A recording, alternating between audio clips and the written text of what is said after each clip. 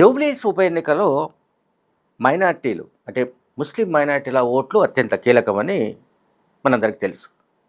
ముస్లిం మైనార్టీల ఓట్లు ఈ కాన్స్టిట్యున్సీలో 1,31,650 మంది ఉన్నారు ఓటర్స్.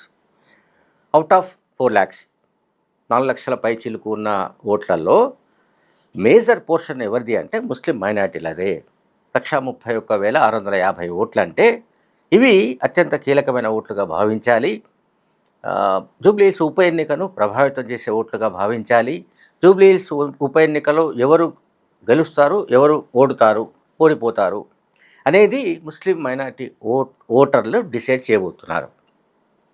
ఇందులో 60 to 70% ఓట్లు పోల్ అయితే అందులో మేజర్ షేర్ ఎవరికి వస్తుందన్న దానిపైన ఇప్పుడు చర్చ జరుగుతుంది. ముస్లిం మైనార్టీల్లో ఈ 1,31,000 పైచిలుకు ఓట్లలో మెజార్టీ అంటే పోలింగ్ ఎంత శాతం అవుతుంది అంటే 60% అవుతుందా, 70% పోల్ అవుతాయా, లేకుంటే 80% పోల్ అవుతాయా, ఆ పోల్ అయ్యే ఓట్లలో ఎవరికి ఎక్కువ పడతాయి అనే దానిపైన ఇప్పుడు చర్చ జరుగుతుంది. దీని తర్వాత నెక్స్ట్ యాదవ్లు వచ్చేసి అక్కడ ఆ కాన్స్టిట్యున్సీలో 38,721 మంది ఉన్నారు యాదవ్ ఓటర్లు. అండ్ మాదిగ సామాజిక వర్గానికి సంబంధించిన వాళ్ళు 23,232 మంది ఉన్నారు. అట్లాగే మాల సామాజిక వర్గానికి సంబంధించిన వాళ్ళు 11,616 మంది ఉన్నారు. సో ఎస్సీలో అంటే షెడ్యూల్ కులాలకు సంబంధించిన వాళ్ళ ఓటర్లు 34,848 మంది కనిపిస్తున్నారు. అంటే ఆఫ్టర్ యాదవ్ల తర్వాత పెద్ద జనాభా అంటే పెద్ద సంఖ్య ఓటర్లు ఈ షెడ్యూల్ కులాలకు సంబంధించిన వాళ్ళు ఉన్నట్టుగా మనకు అర్థమవుతుంది. 38,848 ఇది ఎస్సీలో మాల అండ్ మాదిగ 2 కమ్యూనిటీస్ కలిపి చెప్పారు. తర్వాత ముదిరాజ్ కమ్యూనిటీ కూడా పెద్ద సంఖ్యలోనే ఓట్లు ఉన్నాయి. 23,235 ఓట్లు ముదిరాజ్ కమ్యూనిటీ వాళ్ళు ఉన్నారు. అట్లాగే గౌడ కులానికి సంబంధించిన వాళ్ళు 19,360 మంది ఉన్నారు గౌడ సామాజిక వర్గం.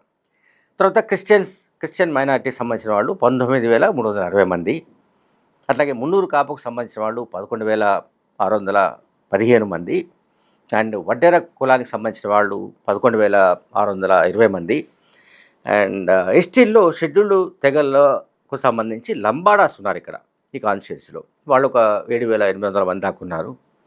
పద్మశాలి కులానికి సంబంధించిన వాళ్ళు 3,875 మంది ఉన్నారు. అండ్ రజకులు అంటే మనం సాధారణంగా చాకలి వాళ్ళు అంటాం కదా, రజక కులానికి సంబంధించిన వాళ్ళు 3,875 మంది. తర్వాత అదర్ ఎస్టీస్ అంటే షెడ్యూల్ తెగల్లోనే మరి కొంతమంది ఉన్నారు. వాళ్ళు వచ్చేసి వాళ్ళు ఒక 3,872 మంది దాకా ఉన్నారు. అదర్ ఓబీసీస్ కింద 7,744 మంది ఉన్నారు. సో ఇది టోటల్గా కలిపితే అంటే యాదవ్స్ దగ్గర నుంచి మనము రజక కులం ఓటర్ల వరకు కనుక మనం క్యాల్కులేట్ చేస్తే టోటల్ వచ్చేసి ఫిగర్ 1,85,857 మంది. 1,85,857 మంది అంటే వీళ్ళంతా కూడా ఎస్సీ, ఎస్టీ, బీసీ సంబంధించిన సెక్షన్స్. నేను ఆల్రెడీ ముస్లిం మైనార్టీది సపరేట్గా చెప్పాను, ఫస్ట్ చెప్పాను నేను 1,31,650 మంది. సో ఇక ఇది ఒక సెకండ్ పక్కన పెడదాం. నెక్స్ట్ కమ్మ సామాజిక వర్గానికి సంబంధించిన వాళ్ళు 27,104 మంది. రెడ్డి సామాజిక వర్గానికి సంబంధించిన వాళ్ళు 15,488 మంది. అండ్ బ్రాహ్మణ సామాజిక వర్గానికి సంబంధించిన వాళ్ళు 7,745 మంది. మార్వాడీలు వచ్చేసి 3,872 మంది. అట్లాగే వైశ్యులు కూడా ఇంచుమించు అంతే 3,872 మంది. అండ్ అదర్ జనరల్ కేటగిరీ కింద అంటే ఫార్వర్డ్ క్యాస్ట్ కింద ఒక 7,800 మంది దాకా ఉన్నారు. సో ఈ టోటల్ కలిపితే అంటే ఎస్సీ, ఎస్టీ, బీసీ మైనార్టీస్ చెప్పాను నేను. ఫస్ట్ మైనార్టీ చెప్పాను, ఆ తర్వాత యాదవులు, Padmashali, Madiga, Mudiraj and Gouda other communities అన్నీ కలిపి ఒక బంచ్ చెప్పాను, దాని లెక్క చెప్పాను. అండ్ ఇప్పుడు అదర్ అంటే ఈ ఫార్వర్డ్ బ్లాక్ అంటాం కదా మనం, అంటే అగ్రవర్ణాలు. ఈ అగ్రవర్ణాలకు సంబంధించిన ఓట్లు దాదాపు 65,000కు పైగా ఉన్నాయి, 60,000 పైచిలకు ఉన్నాయి. ఇందులో కమ్మ సామాజిక వర్గానికి సంబంధించిన వాళ్ళు 27,104 మంది. సో రెడ్డి సామాజిక వర్గానికి సంబంధించిన వాళ్ళు 15,000 పైచిలకు, అంటే ఆల్మోస్ట్ రెండు కలిపి 42,000 మంది దాకా ఉన్నారు, కమ్మ ప్లస్ రెడ్డి. సో ఇక్కడ మనం చూడాల్సింది ఏంటంటే గడిచిన 3 ఎన్నికల్లో 2014, 2018, 2023 ఈ 3 ఎన్నికల్లో కూడా కమ్మ సామాజిక వర్గానికి చెందిన మాగంటి గోపీనాథ్ గెలిచాడు. వాళ్ళ ఓట్లు 27,104 మందే ఇప్పుడు యాజ్ ఆన్ టుడే. సో సరే, ఇది కాస్త అప్రాక్సిమేట్ అనుకున్నా కూడా 27,000 లేదా 28,000 అనుకుందాం అప్రాక్సిమేట్లీ. 4 లక్షలకు పైగా ఓట్లున్న కాన్స్టిట్యున్సీలో కేవలం 28,000 మంది ఓట్లున్న సామాజిక వర్గమే గడిచిన 3 సార్లు అక్కడ ఎమ్మెల్యేగా ప్రాతినిధ్యం వహించినట్టుగా మనకు అర్థమవుతుంది. ఇక ఇప్పుడు ఈసారి మాగంటి గోపీనాథ్ అకాల మరణంతో జరుగుతున్న ఉప ఎన్నిక, మాగంటి సునీత బీఆర్ఎస్ అభ్యర్థిగా రంగంలో ఉన్నారు. ఆమెతో కాంగ్రెస్ అభ్యర్థి నవీన్ యాదవ్ గట్టిగా తలపడుతున్నట్టుగా మనకు క్లియర్గా ఒక పిక్చర్ కనిపిస్తోంది. బీజేపీ ఆల్మోస్ట్ 3rd ప్లేస్లో ఉన్నట్టుగా కనిపిస్తోంది. బీజేపీ అభ్యర్థిగా లంకల దీపక్ రెడ్డి అక్కడ పోటీలో ఉన్నాడు. సరే, ఇప్పుడు ఈ త్రిముఖ పోటీలో ఎవరి వైపు ఏ కులానికి సంబంధించిన ఓటర్లు మొగ్గు చూపే అవకాశం ఉంది అనే దానిపైన రకరకాల అభిప్రాయాలు వ్యక్తమవుతున్నాయి.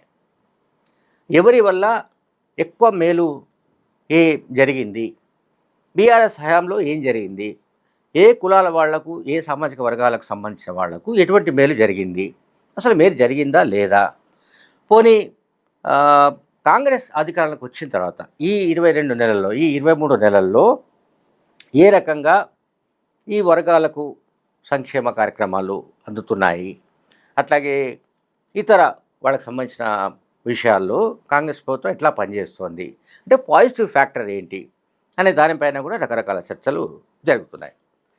అండ్ ఫైనల్గా మనం ఎన్ని విధాలుగా మాట్లాడుకున్నా ఈ కాన్స్టిట్యున్సీకి సంబంధించిన మొత్తం అంటే సామాజిక వర్గాల వారీగా నేను మొత్తం ఓటు బ్యాంకులు చెప్పాను, ఏ కులానికి ఎంతమంది ఉన్నారు ఏమిటనేది. దీంట్లో ముస్లిం మైనార్టీ ఓటర్స్ ఎటువైపు మొగ్గు చూపుతారు అనే దానిపైన ఇప్పుడు ఈ ఎన్నిక గెలుపోటములు డిపెండ్ అయి ఉన్నాయి. సో గెలుపోటములను డిసైడ్ చేసే ఫ్యాక్టర్ ముస్లిం మైనార్టీస్ కనుక ఆ ఓటర్లను వల విసరడానికి, ఆ ఓటర్లను ఆకట్టుకోవడానికి బీఆర్ఎస్ పార్టీ చాలా గట్టిగా ప్రయత్నిస్తున్నట్టు మనకు అర్థమవుతుంది. కానీ ముస్లిం మైనార్టీస్కి సంబంధించిన విషయానికి వస్తే బీఆర్ఎస్ హయాంలో ఏమీ జరగలేదన్న ఒక వాదన, ఒక రకమైన అభిప్రాయం చాలా బలంగా వినిపిస్తుంది. బీఆర్ఎస్ హయాంలో ముస్లిం మైనార్టీలకు అన్యాయం జరిగిందన్న ఒక వాదనను కాంగ్రెస్ పార్టీ బలంగా ముందుకు తీసుకెళ్తుంది. దీనికి సంబంధించి ఒక వీడియో ప్లే చేస్తాను. అంటే ముస్లిం మైనార్టీలకు కూడా 12% రిజర్వేషన్ గతంలో ప్రామిస్ చేసిన 100% వాటిని అమలు చేసి తీరుతాం. 12% ही बोले खामिल बैठो. తెలంగాణలో వేల ఎకరాల వక్ఫ్ భూములు కబ్జాకోరలు చిక్కుకున్నాయి. ये केसीआर और ये केटीआर ने हम मुसलमानों से हमसे ये जगह छीन लिया गया. వక్ఫ్ భూములను కాపాడతా అని చెప్పి పెత్తనమంతా కేసీఆర్ తీసుకుని బీఆర్ఎస్ పాలనలో ఏకంగా 15,000 ఎకరాల వక్ఫ్ భూములను కబ్జా చేసిండ్రు. చివరకు వక్ఫ్ బోర్డ్ ఆఫీస్ ను లాక్ చేసి వెళ్ళిండు కేసీఆర్. Auto lock. జూబ్లీ హిల్స్ పరిధిలో ముస్లింలు ఎవరైనా చనిపోతే వారిని సమాధి చేయడానికి ఖబ్రస్థాన్ కూడా లేకుండా చేసింది బీఆర్ఎస్. ఖబరస్థాన్ దిలాయ్ క్యా నై దిలాయ్. అంతేకాదు, జూబ్లీ హిల్స్ లో మైనారిటీ రెసిడెన్షియల్ కాలేజీ ఏర్పాటు చేయకుండా ముస్లిం పిల్లల్ని చదువుకు దూరం చేసిండ్రు. గత 10 ఏండ్లు ముస్లింలు స్వయం ఉపాధి కోసం అప్లై చేసుకున్న లక్షలాది లోన్లను పెండింగ్ లో పెట్టి ముస్లింలకు ద్రోహం చేసిండ్రు. రైట్, ఈ వీడియో పెద్ద ఎత్తున వైరల్ అవుతుంది. జూబ్లీస్ కాన్స్టిట్యున్సీలో ఇప్పుడు ఏదైతే ఎన్నికల ప్రచారం ముమ్మరంగా సాగుతోంది, ఈ సందర్భంగా ఈ వీడియో వైరల్ అవుతుంది. ఈ వీడియోలో ఏంటంటే కేసీఆర్ ముస్లిం మైనార్టీలకు 12% రిజర్వేషన్ కల్పిస్తామని చెప్పాడు, అది అమలు కాలేదు. అండ్ రెండో పాయింట్ ఏంటంటే వక్ఫ్ భూములు ఏవైతే ఉంటాయో వాటన్నిటినీ కూడా కబ్జా చేసి పారేశారు. బీఆర్ఎస్ హయాంలో బీఆర్ఎస్ పార్టీకి సంబంధించిన నాయకులు వాళ్ళ బినామీలో మొత్తం కబ్జా చేసినట్టుగా వచ్చిన ఆరోపణలు ఏవైతే ఉన్నాయో కామన్ ఓటర్స్ అయితే చెబుతున్నారో వీటన్నింటినీ కూడా క్రోడీకరించి ఒక వీడియోను తయారు చేసి వదిలారు. ఈ వీడియో ఖచ్చితంగా బీఆర్ఎస్ పార్టీకి నెగిటివ్గా మారే ఛాన్సెస్ కనిపిస్తున్నాయి. అంటే ముస్లిం ఓటర్లలో బీఆర్ఎస్ హయాంలో జరిగిందేమీ లేకపోగా వక్ఫ్ భూముల్ని కబ్జా చేయడం, ఆక్రమించుకోవడం, అట్లాగే ముస్లింలకు ఎటువంటి సంక్షేమ కార్యక్రమాల్ని అమలు చేయలేకపోవడం, డబుల్ బెడ్రూమ్ లాంటి నిర్మాణాలు చేయలేకపోవడం, ఇంకా ఇతరత్ర విషయాలన్నింటినీ కూడా కాంగ్రెస్ పార్టీ పెద్ద ఎత్తున ప్రచారంలోకి తీసుకెళ్తోంది. దీని ఇంపాక్ట్ ఎట్లా ఉంటుందో చూడాల్సి ఉంది. Thank you very much.